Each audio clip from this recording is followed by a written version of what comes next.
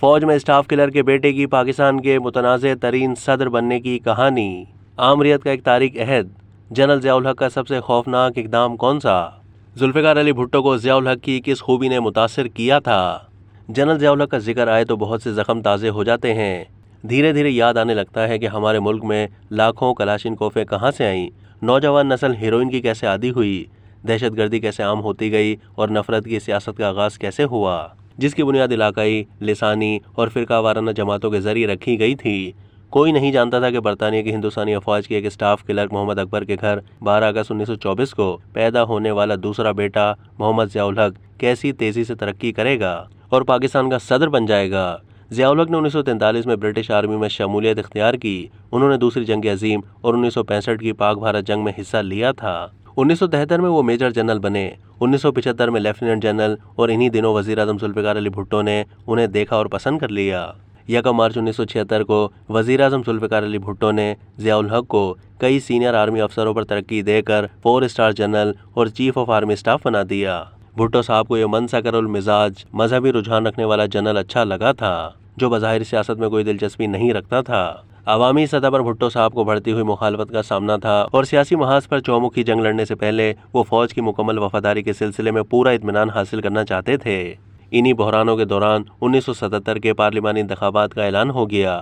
حزب اختلاف کی بیشتر جماعتوں نے مل کر پاکستان نیشنل الائنس یعنی PNA بنا لیا اور انتخابات کی مارکہ آرائی شروع ہو گئی۔ PNA انتخابات نہ جیت سکی، مگر اس نے دھاندلی کا الزام لگا کر انتخابی نتائج کو ماننے سے انکار کر دیا۔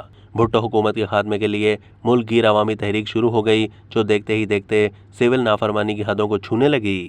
وزیر اعظم بھٹو نے کراچی، لاہور اور حیدرآباد سمیت کچھ شہروں میں مارشل لا نافذ کر دیا۔ پھر حالات کو بہتر بنانے کے لیے حکومت اور PNA کے رہنماؤں کے درمیان مذاکرات شروع ہو گئے۔ کہتے ہیں کئی ہفتوں پر محیط یہ مذاکرات کامیابی کی جانب بڑھ رہے تھے جب chief of army staff general Muhammad Zia ul-Haq نے، جنہیں وزیر اعظم ذوالفقار علی بھٹو نے کئی جنرلز پر ترقی دے کر فوج کا سربراہ بنایا تھا، اپنے کچھ ساتھیوں کے ساتھ مل کر حکومت کا تختہ الٹ دیا۔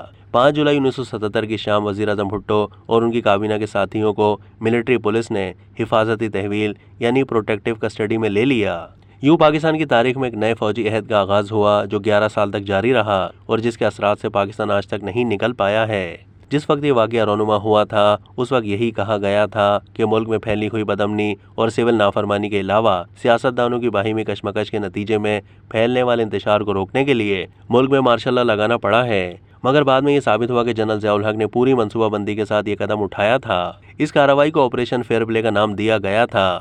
چیف مارشل لا ایڈمنسٹریٹر کی حیثیت سے اقتدار سنبھالنے کے بعد جنرل ضیاء الحق نے PTV پر قوم سے اپنے پہلے خطاب میں وعدہ کیا کہ وہ 90 دن کے اندر نئے غیر جانبدارانہ پارلیمانی انتخاب کرائیں گے اور سول نمائندوں کو اقتدار سونپ دیں گے۔ اس وعدے کے تحت اکتوبر 1977 میں پارلیمانی انتخابات ہوئے تھے، مگر اکتوبر میں ہی جنرل ضیاء الحق نے الیکشن ملتوی کرنے اور سیاستدانوں کے احتساب کا اعلان کر دیا۔ یہ ایک تاریک دور کا آغاز تھا۔ ملک کے سیاستدان، عدلیہ، بیوروکریٹس، وڈیرے اور سردار سب نے نئے حکمران کا ساتھ دینے کا فیصلہ کیا۔ معزول وزیر اعظم ذوالفقار علی بھٹو کی اہلیہ بیگم نصرت بھٹو نے فوجی انقلاب کی قانونی حیثیت کو عدلیہ میں چیلنج کیا تو ملک کی سپریم کورٹ نے وہ فیصلہ دیا جسے نظریہ ضرورت کے نام سے یاد کیا جاتا ہے۔ اس فیصلے میں کہا گیا کہ غیر مستحکم سیاسی صورتحال کے پیش نظر جنرل ضیاء الحق نے بھٹو حکومت کا جو تختہ الٹا تھا وہ وقت کی ضرورت کے پیش نظر جائز تھا۔ اس فیصلے نے اقتدار پر جنرل ضیاء الحق کی گرفت اور مضبوط کر دی۔ 16 ستمبر 1978 کو جنرل ضیاء الحق نے ملک کے نئے صدر کی حیثیت سے حلف اٹھا لیا۔ اگلے 6 برسوں میں انہوں نے آئین میں متعدد ترامیم کی اور قومی اسمبلی کو اپنی مرضی سے برخاست کرنے کا اختیار بھی حاصل کر لیا۔ معزول وزیر اعظم بھٹو کی پھانسی جنرل ضیاء الحق کا سب سے خوفناک اقدام تھا۔ معزولی کے بعد سے بھٹو صاحب پر احمد رضا قصوری کے والد کو قتل کرنے کے احکامات دینے کا مقدمہ چل رہا تھا۔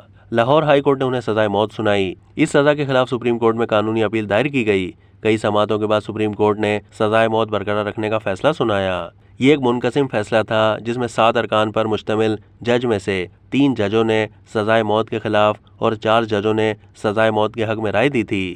صدر مملکت کی حیثیت سے جنرل ضیاء الحق کے پاس اس سزائے موت کو عمر قید میں تبدیل کرنے کا اختیار تھا، مگر جنرل ضیاء الحق کوئی خطرہ مول نہیں لینا چاہتے تھے۔ کئی عالمی رہنماؤں کی اپیلوں کے باوجود انہوں نے سزائے موت کو معاف نہیں کیا اور 4 اپریل 1979 کو ذوالفقار علی بھٹو کو پھانسی دے دی گئی۔ جنرل ضیاء الحق نے تمام سیاسی جماعتوں پر پابندی لگا کر پارلیمانی جمہوریت کو ملک سے رخصت کیا اور 1980 میں مجلس شورا کے نام سے متبادل نظام نافذ کیا۔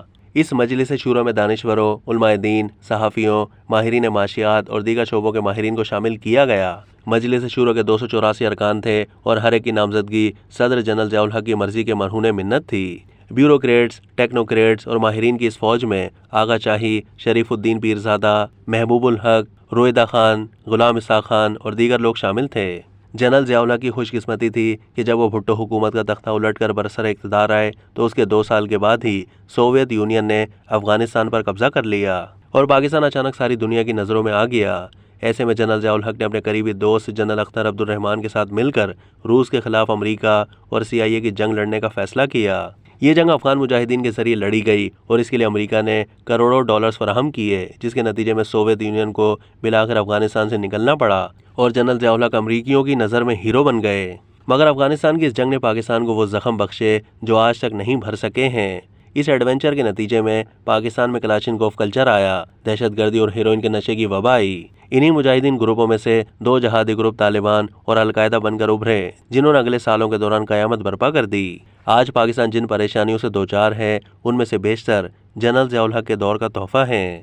سیاہ و سفید کے مالک بن جانے والے جنرل ضیاء الحق کی مہلت بالآخر 17 اگست 1988 کو ختم ہوئی۔ وہ امریکی ساختہ ابرامس ٹینکوں کا مظاہرہ دیکھنے بہاولپور گئے تھے۔ وہاں سے وہ اپنے C-130 ہرکولس طیارے پر واپس اسلام آباد روانہ ہوئے۔ پرواز شروع ہونے کے تھوڑی دیر کے بعد ہی کنٹرول ٹاور کا رابطہ طیارے سے منقطع ہو گیا۔ بعض عینی شاہدین نے طیارے کو ڈگمگاتے، کلا بازیاں کھاتے اور پھر ایک دھماکے سے زمین سے ٹکراتے دیکھا۔ طیارے میں سوار تمام 31 لوگ ہلاک ہو گئے، جن میں جنرل اختر عبد الرحمان، امریکی سفیر آرنلڈ رافیل اور بریگیڈیئر صدیق سالک بھی شامل تھے۔ یوں ایک مطلق العنان حکمران بالآخر رزق خاک ہوا اور آمریت کا ایک تاریک عہد اپنے اختتام کو پہنچا۔ حزب روایت تحقیقات کے باوجود یہ پتہ نہیں چل سکا کہ یہ حادثہ کیسے رونما ہوا، شاید یہ جاننا بہت ضروری بھی نہیں تھا۔ اب تک کے لیے اتنا ہی۔ مزید معلومات کے لیے ڈیلی جنگ کے YouTube چینل کو سبسکرائب کیجیے۔